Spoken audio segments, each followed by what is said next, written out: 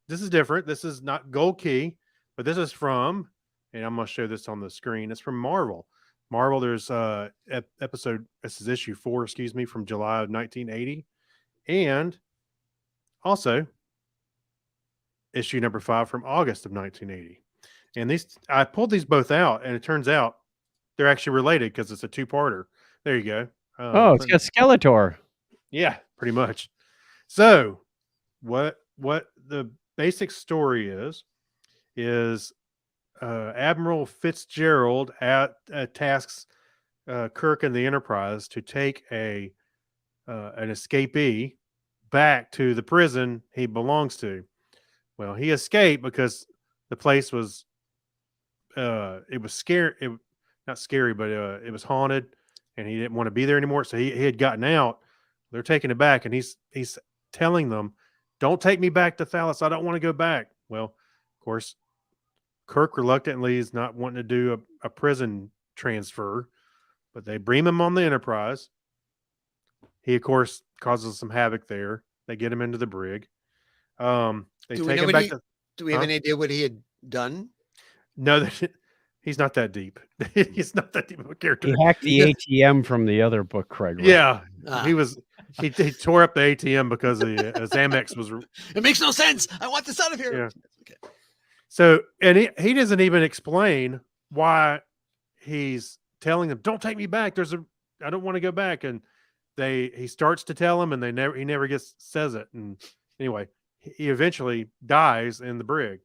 So what happens is the Enterprise goes towards Thalos, and they come up to this place that looks like a floating haunted house, and it starts messing with not really their mind, but they start seeing creatures appear that look real. The tricorders say they're real.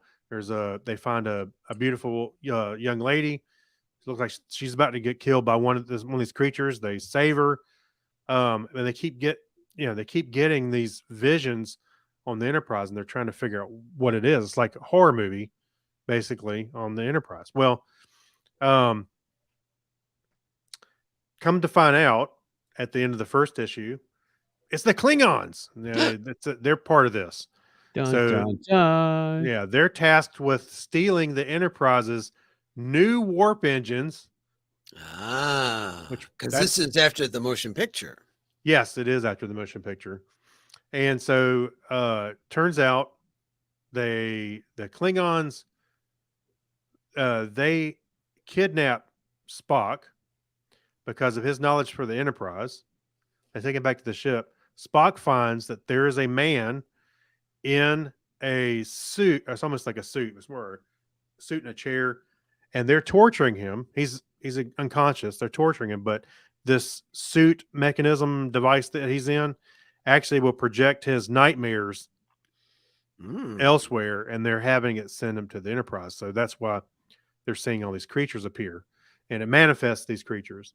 Well, Spock, of course, mind melds with the guy, and he stops that, or actually he figures out what's going on, and the young lady is kind of the reason he's having these nightmares, because that was his wife. And Spock tells Kirk and McCoy, "You have to kill this lady. It'll kind of stop this. For some reason, it'll stop it." I'm not sure exactly how he explained that. So McCoy says, "Damn it, Jim, I'm gonna shoot her," and he shoots her, kills the lady, the fictional lady. Stops the. What happened to swear to do no harm? He just swears. Well, it's only when you're on Earth on Tuesdays. And next Tuesday, as a matter of fact. Yeah. Anyway, so he during the mind meld, he wakes the guy up, but they turn the creatures onto the Klingons and then leave. So takes the guy back, rescues him, and they kind of end on a note like that. So that's where it comes from. Now, these two books, I should have started with this. The first one was penned by Marv Wolfman, and Marv Wolfman is very famous for working with George Perez on Crisis on Infinite Earths, which is a big title in the 80s, as well as Blade, the new Teen Titans. There's a whole list of stuff that Marv did, and The second issue was written by Mike W. Barr, who has done a lot of Star Trek Yes. stuff. He has written for I like how it's got Star Trek : Star Trek.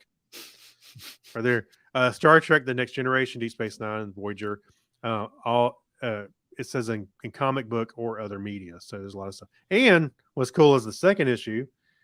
The second issue, the cover is drawn by Frank Miller, who is famous for The Dark Knight Returns, Sin City, Batman Year One, very famous comic book author. So I enjoyed it. I thought it was pretty cool. There's a couple of holes, like I mentioned. The creature, the Ray Tag, I think his name was, the prisoner. He didn't really tell you much. He just kind of hinted that something's bad and I can't go back, kind of thing. But you think he's talking about prison. I'm like, right. Everybody doesn't want to go back to prison. Yeah, really. Yeah, please take me back. Yeah. It's fun. Yeah. But I also wanted to point out that these two issues are from Marvel. And this other one I'm going to show on the screen is from DC. And this is the movie adaptation of Star Trek 3, The Search for Spock. And I think IDW publishes Star Trek now. And then we talked about Golden Key. Star Trek's been all over the place. Everybody's kind of produced a lot of material from them. I just thought it was funny how I just noticed it said DC on it when I pulled it up. And that one's thick. That one's the whole movie. Look at that. It's an hour 45 minutes and You have to read at that pace. That's right. So I've got several movie adaptations, not just Star Trek. I got some Indiana Jones ones in there, Star Wars. I was big on the movie adaptation thing because we didn't have videotapes back then. Right. Or at least I didn't have one accessible. That was your replay. Yeah, that was my replay. I could replay it in my mind in the comics. So anyway, that was a fun read. I'm glad I pulled those out. So yeah. All right. Yeah. A lot of fun. And like I said, when you showed me the cover, they said, I believe I had those comics and read them. And when you started to describe the action, I said, yeah, vaguely, I do remember that. So I read those comics back in the day when kids were saying the phrases, so. And kind of like Star Wars, I saw Star Wars, then there was like nothing, for a little while. We had the motion picture, but I was thirsty for more sci-fi. So things like these comics or books or anything like that, it was, grab it and what else could we have? Nothing. Grab it and read it for all it's got. We only had 3 channels on TV. And we liked it that way. The third one, you had to move the rabbit ears the right way and hold one hand to the curtain rod. Lift your foot, Chuck. Perfect. Yeah. Lift your foot, Chuck. All right. Speaking of Chuck, what have you got for us in the Borg? I picked a random show off of Paramount Plus that had the word Star Trek in it. Okay. Not an episode, not a movie. That was my goal. Okay. And I came up with a show from 2016 called Building Star Trek. And this is a nice trip down memory lane. It's from 2016, so it's already aged, but it had some wonderful celebrity appearances. This was originally on the Smithsonian Channel because a lot of this starts out with museum exhibits, and they certainly featured the Enterprise restoration at the Smithsonian Air and Space Museum. The celebrity appearances included Nichelle Nichols, Carl Urban, Simon Pegg, David Gerald, and Dorothy Fontana. Go, wow, it was only 2016 and we're missing so many of these people already. So it's good to see them again. Mm-hmm. It started out with a truck with a crate in it, and they said it's got a very special package, and they were couching this in Star Trek terms. The shuttle is dropping off its package at the loading bay. It's a dilithium crystal. For the truck is back up. No, it was the original Captain Kirk's chair from TOS. So they were dropping that off for the experience. The EMP museum in Seattle, Washington is where it was being set up. Yep. Then they started getting into more of the technology, the classic, hey, communicators gave birth to the flip phone. So that was the easy connection, obviously. They talked a little bit about tractor beams, which we just gave an update on Technorama about moving something bigger than, a particle. Mhm. So they had tractor beams in there. They talked about the phaser and how phasers now are akin to or inspired laser weapons, and they showed the classic. Here's a missile taking off, and pew pew pew, and the missile blows up in the midair. They did talk a little bit about transporters, going, well, we're not quite there yet, but we can change the state of a photon. Mm. So that was Wait, that was they pretty did cool. show a transporter. They dropped the box off. Yeah. Yes, exactly. They talked about the universal translator being inspiring Google Translate. So they were holding up their phone and reading a Russian sign, and it said, "To go where no one's gone before," or whatever it was. They showed that clip like 5 times. I think they were very proud of Google thing. It's like, yep. The sign still says the same Yep. thing. It's Okay, not we gonna got it. You got it. I don't know about you, but when I've tried Google Translate on my phone, it like some of the letters jump around, and you're like, Yeah. settle down. If you can't hold the phone really steady, it Or does. it's By a the way, very you can- large print or something. You can take a picture and then Google Lens it. Okay. What's the fun in that? I know. They talked about Right. Uhura's earpiece, being Mhm. Like a inspiring things Bluetooth. like Bluetooth. Yep. Mhm. Yep. They talked about the Romulan cloaking device, and then showed the experiment Harry with Potter. No. the Sorry. lenses, and you can see through his hand, that whole thing. Oh yeah. Mhm. But they also talked a little bit about the Romulans in the vein of they were the analogy or the metaphor to the Russians at that time. So the Star Trek, as we all know, the TOS stuff was not shy to put in political or statements of the time. So Star Trek being political, get out of town. Yeah. What the hell you say? they also had, when it came to the technology, they said there's a $10 million prize for a working tricorder. And they gave the stipulations like it's got to diagnose like 15 diseases as well as a fully trained doctor, blah, blah, blah. So I was like, And when they first said there's a $10 million prize for a working tricorder, I'm like, wait, you mean none of the props on TV actually worked? Oh, I'm so disappointed. Was that an X Prize? I can't remember if that was an X Prize or not. And I remember there were several people that submitted stuff. I don't remember if they ever claimed. I don't either. Yeah, it was interesting to watch from that standpoint. They did have lots of props, as I mentioned. They had an original phaser, and the guy picks it up and goes, "Wow, it's only one of 2 known to exist." He says, "This is really light." Well, because it's fiberglass and there's nothing inside it. They had Spock's original tunic, as I mentioned. They had Captain Kirk's chair, and the showpiece, of course, was the restored Enterprise for the 50th anniversary. They also talked a little bit about whatever happened to the bridge set. Dumpster? Pretty much. It was put on a couple of flatbread trucks and brought to the UCLA, was it the Library for Theater? The UCLA School of Theater, Film, and Television in Los Angeles, which was basically recycled over the years. Yeah.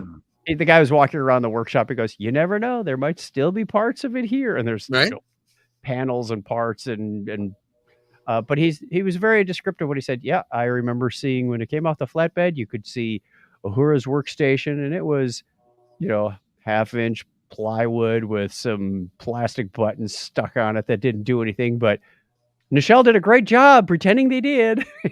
Oh yeah. Sell it. What was that? He also remember seeing the orange doors that he thought were magical. He goes, "Then I saw the handles where the stage hands had to open and close." Yeah. I was gonna say, I remember a similar story. I'm trying to remember if it was from Star Trek: The Experience or it was from on Paramount. There's the bridge restoration people. They found pieces. Really, it was metal frames and some cushions and various things out in the back. It was like in the alleyway. They'd been sitting out in the weather for a while. Do you remember that? Yeah, vaguely. They rescued it. Some of that stuff. Yeah.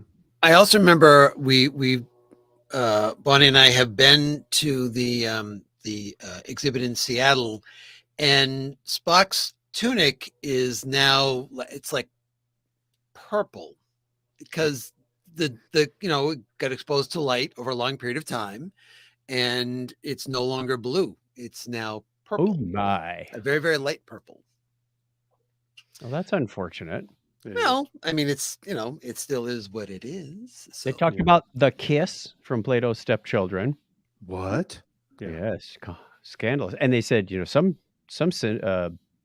affiliate channels refused to air that. Yeah. Seems silly today, It- but you got to remember the time it was. It was I know. the, Today, yeah, like you said, today No, it's very tame. I mean, for crying out loud. yeah. Yeah. So I enjoyed it. It was a good show. It was kind of nostalgic, even though it was 6 going on 7 years old. But it was nice to see, the celebrities again. Oh yeah, absolutely. Cool. absolutely. Yeah. Fun. All right. Excellent. That's 3. Well, actually 4. No, actually 3, because you had another one, Craig. Did you want to talk about your other one? Yeah, just briefly. It's very small YouTube video. It's actually a lot of people may have already seen it, but it's Seth MacFarlane, who of course did the Orville, who is also famously a Star Trek fan. It's a little fan film. I don't even sure exactly when, unless it says it in the description, when they made this, but him and his friend made the Star Trek fan film, and it's for doing it at home, it's not too bad. They got the control panel, looks like some old computer or something in the background. The Enterprise looks like it's on a stick or something, and they got some Probably is. yeah, probably is. They did actually some decent effects for at home. Like the old Flash Gordon. Yeah. So Seth is playing. I don't think he actually said his name. They kept calling him Captain, so I don't know if he's Kirk or what, but he kind of sounds like him a little bit. He was talking to Uhura, and I'm pretty sure he's supposed to be Kirk. Yeah, and he's talking to Spock over there. Spock's like, "This is illogical." They go through a temporal hole in space, and they do the whole the voyage home, where they're all kind of sleeping after they go through the. What year was this made? I was just trying to pull it up to see. It was when Seth MacFarlane was about 16 or 17 years old, so probably about 80. He's 49. It's got to be in the mid 80s, something like that. So. Well, he just never got himself into the BSTA. That was an insider for listener Diane. Yeah. Well, it's really cool though. I mean, it's fun to watch. It's only a couple minutes long, so yeah, indeed. And there's 1,000 films like this that people made. Just having fun playing Star Trek. So it's good to see him. Good to see him. Yeah, there's so many fan films out there. There's in Kingsman, Georgia, where they have the other set. There's one in Ticonderoga, in New York, but the one in Georgia, they rent it out, and you can do your own. People do fan films there all the time. All right, very cool, very cool. All right, it's time to come back from our main mission with an appropriate sound effect. That one. And by the way, thanks guys for coming up with some interesting things to be discussing. All right. And now it's time for our Warp Speed Roundtable question. And as we know, in the new season of Star Trek Picard, we will see, although it is not the primary ship, the Titan is the primary ship, we will see Enterprise F, NCC 1701F Enterprise. Now, my question to you is, because this is inevitable that this will happen, the Enterprise is going to get destroyed at some point. Well, if not in Picard, at some other point, this will happen. It will crash into a planet or something like that will happen to it. But we've seen lots of ways this has happened. So my challenge is to invent a unique way to destroy the new Enterprise. So I will ask you first, Chuck, what is the unique way to destroy this new Enterprise? Tribble. Just a Tribble? Angry Tribbles. An angry Tribble. So I guess if you give them one, they'll have a bunch. Kind of That's like right. It'll just fill up from the inside out. And yeah, just feed them after midnight. No, that's another thing Oh. altogether. Oh yeah. That's right. All right. What about you, Craig? Well, I had one thought. Okay, my first thought was not necessarily destroyed, but I thought it'd be funny if they went to a solar system and the police there actually put a boot on the nacelle. But that's not. Illegal parking orbit. Yeah, that's right. No, actually, I thought this is We had much, no money to put into the meter. I don't Yeah. know. We don't use money. well, this is much more realistic. They go to another place where video games are actually incarnate, and Pac-Man starts eating the ship. All right. Well, Well, it was either that or Donkey Kong throwing the barrel at it. Now you've hit Futurama. Yeah. Scenes could go on forever. And it- Then you get to My, the end and the monkey starts throwing barrels at you. my solution is quite obvious. You corrupt the digital file that it's made from, and there you go. Boom, destroyed.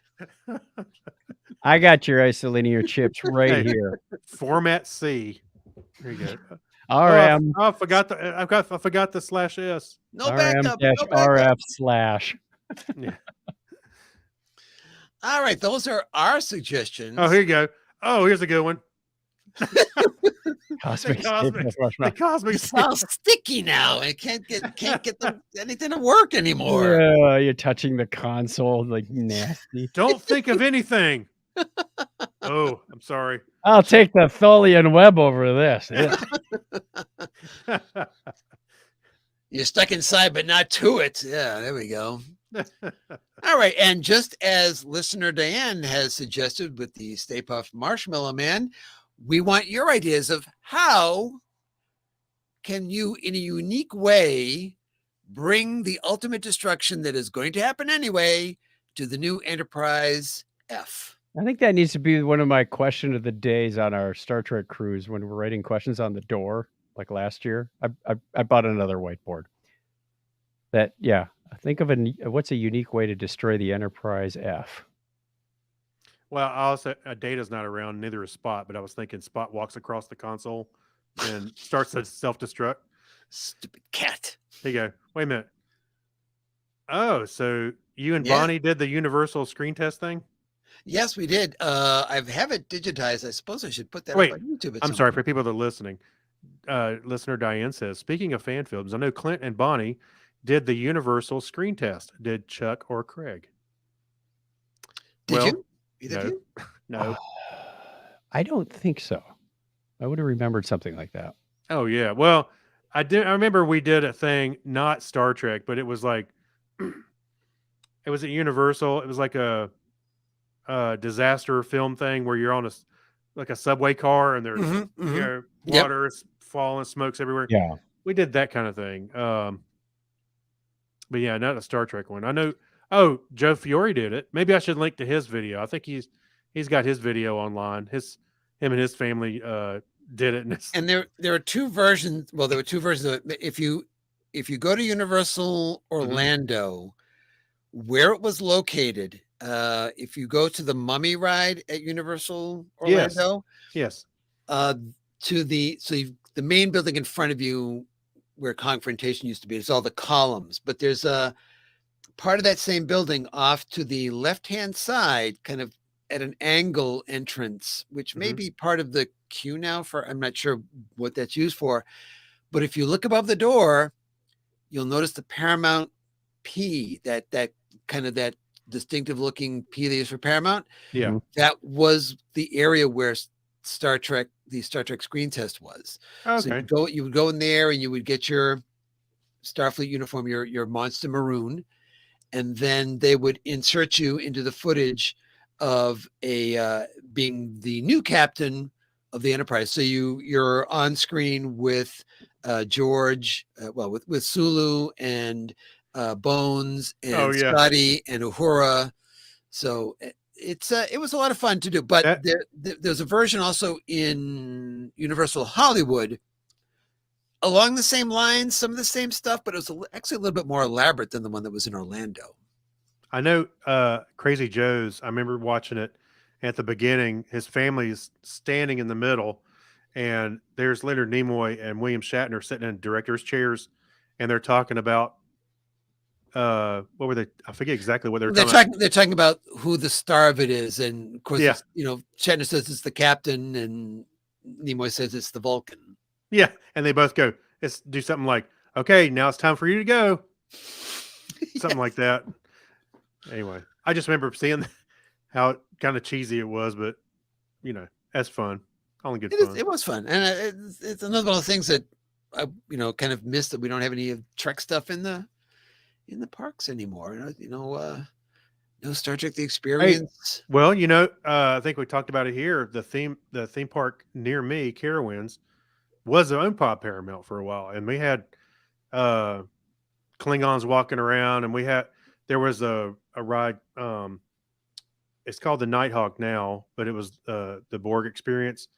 It was a ride you lay down in it, and you actually go backwards, so your head is going forward, down on the ride, and that was a fun. It's still a fun roller coaster. It's just renamed now, and they had the Borg sphere sitting in the water, like it crash landed on Earth. Yeah, I'm sure you can find a picture of it somewhere online. But there was what else was there? There was something else. I forget what else. It'll come to me afterwards, but it was a lot of fun, living near that. So Well, I'm holding out hope, even though I know it's not going to be the case. I know it's not going to be the case. I'm still holding out hope anyway. Universal's building their, well, how you look at it, third or fourth park in right down the street from Universal Studios, called Epic Universe, and there is this mystery roller coaster being put in there, and one of the hotels they're building kind of has a space theme to it. Because, Universal had Star Trek at one point, and there's no place else where Star Trek is. I'm sure it's not going to be the case, but darn it, I'm still holding out hope it's going to be the case. Kobayashi Maru, the ride. Yeah, exactly. Wait a minute now. I don't think this is not a good idea for a ride. Who thought that one up? All right. But all that said, it's time to refill the dilithium chamber and try to warp on out of here. You can find me, Clinton, at Comedy Forecast, all one word, with the number 4.com. You can find me on Twitter with that, and also Facebook and Instagram and MeWe and Hive and Mastodon. And it's exhausting. It's exhausting. Who speaks for you guys? Go ahead, Chuck. I'm tired tonight. Deep old man. Hey, 2 comic books and a Seth MacFarlane video. Of course he's tired. I got to pace myself, man. You can find us by searching for Technorama Podcast anywhere you find your favorite search engine. You'll find us over at chuckchat.com. We do a podcast on Sunday nights. Been doing that for coming up on 18 years. So we look forward to seeing you there, hanging out on Sunday nights. You can join us on the live stream there as well. And thank you to everybody who watched, and new listeners, new viewers that we picked up in the last few weeks. We're always appreciative of that. Absolutely. All right. Time to hit the theme, boys. If you like the show, please be sure to tell a friend about it and subscribe so you never miss an episode. We'd love to hear from you. Follow us on Twitter at The Topic is Trek. Visit our Facebook page or visit thetopicistrek.com. Until next time, on behalf of Chuck, Craig, and myself, I'm Clinton, thanking you for listening. And as we always say here on The Topic is Trek, don't put on the red shirt. Oh. Wow, that was close. That was so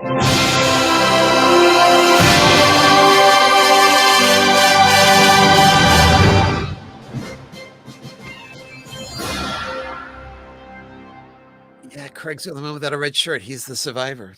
Yay! I might have cut that off right in mid-yay, which would have sounded really funny. Yeah. Craig is mid-survivor. Yeah! Yeah. Oh, well, maybe not so much. Hey, I'm gonna share this with you real quick. There you go. Share.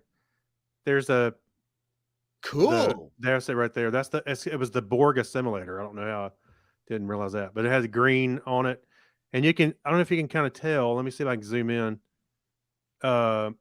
See, their heads are in the direction they're going, so they're actually. That was interesting. I don't think so. I don't know about that. It was a fun ride, but what's funny is I remember seeing there's a couple of nets, to catch people's wallets and stuff. And Yeah, they would, yep. they would always have stuff because the way people are sitting. Yeah. Yeah, it's never a good sign when there's one of those nets going. Yeah, lots of stuff is going to be falling out, from Yeah. this ride. Oh yeah. My It was a good 4-year-old run. son fell out. He's in the net. Oh, and as you're walking up, they had screens in the queue, on the queue, and they were showing various bits of First Contact.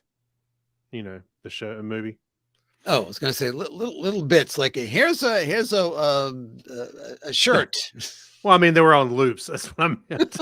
A shirt. Here's a tunic. That's right. Oh, there's All right. there's I found our screen test. We are going Oh, to. you're gonna post it online? Eventually, but right now we're going to end our broadcast, right? Yep, I was just going to do the same thing. All right. Thank you, everybody, for watching. Thank you, Diane Bye-bye. and Valencia.